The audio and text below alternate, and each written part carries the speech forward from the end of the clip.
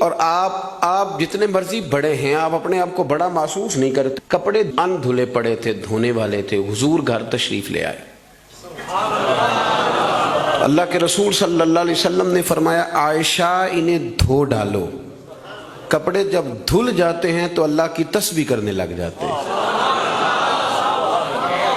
یہ جب دھل جاتے ہیں تو اللہ کی تسبیح کرتے ہیں. صفائی ایک بڑا ضروری کام ہے اور نبی پاک صلی اللہ علیہ وسلم نے اس کو پسند کیا ہے.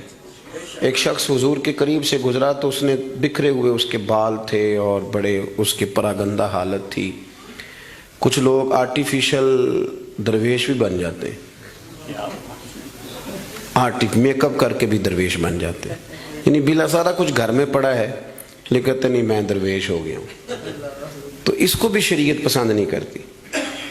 تو صحیح ستہ کے اندر یہ روایت موجود ہے کہ نبی کریم صلی اللہ تعالیٰ علیہ وسلم کے پاس سے وہ شخص گزرا تو حضور نے بلا لیا اور بلا کر کے فرمایا یہ کیا حال بنایا ہوا ہے, تیرے کپڑے کس طرح کے, کنگھی کیوں نہیں کی؟ تو اس نے اس کی حضور بس وہ سرکار فرمانے لگے تیرے اوپر تو اللہ کا بڑا فضل نہیں, بڑی خیر نہیں, رب نے بڑا مال عطا کی. حضور بالکل ہے. محبوب فرمانے لگے جا پھر جا کے اچھے کپڑے پہن, رب جب فضل کرتا ہے تو اس کا اثر دیکھنا پسند فرماتا ہے.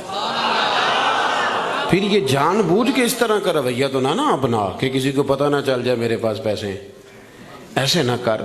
تو صفائی ستھرائی, آپ ظاہری طور پر اگر آپ صاف ستھرے نہیں ہوتے تو آپ کسی محفل کے قابل نہیں رہتے. آپ چار دوستوں کی محفل میں بیٹھنا اپنے لیے بوجھ محسوس کرتے ہیں, تکلیف ہوتی ہے کہ یار میرے کپڑے ٹھیک نہیں. صحیح بتائیے گا, اگر انسان کے کپڑے صاف ستھرے نہ ہوں اسے سکون نہیں آتا, تو اگر اس کے دل پہ میل کچیل ہو. بہت سارے لوگ کہتے ہیں مجھے سکون نہیں, لیکن ہم ڈرتے ہیں نا, ہم ان کو بتا نہیں سکتے, ڈرتے ہیں. بے سکونی کی کچھ وجوہات ہوتی ہیں, کچھ سبب ہوتا ہے.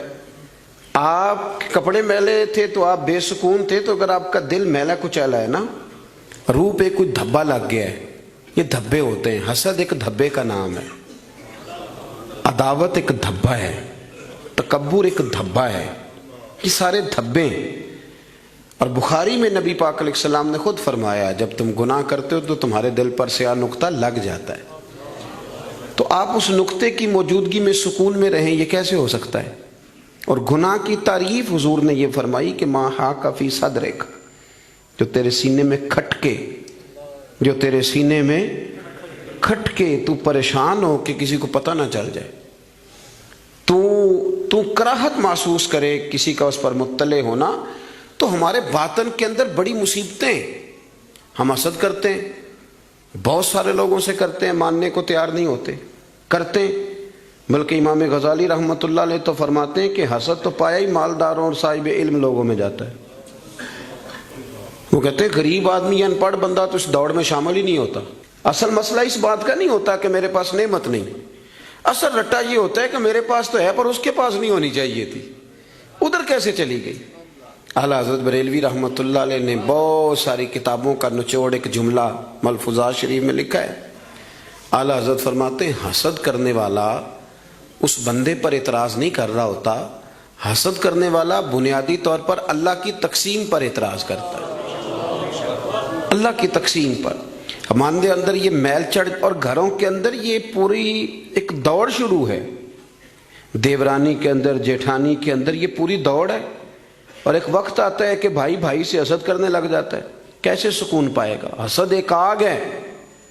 اور ترمذی شریف کے جو لفظ ہیں حدیث کے وہ بڑے نرالے ہیں. نبی پاک صلی اللہ علیہ وسلم نے فرمایا حسد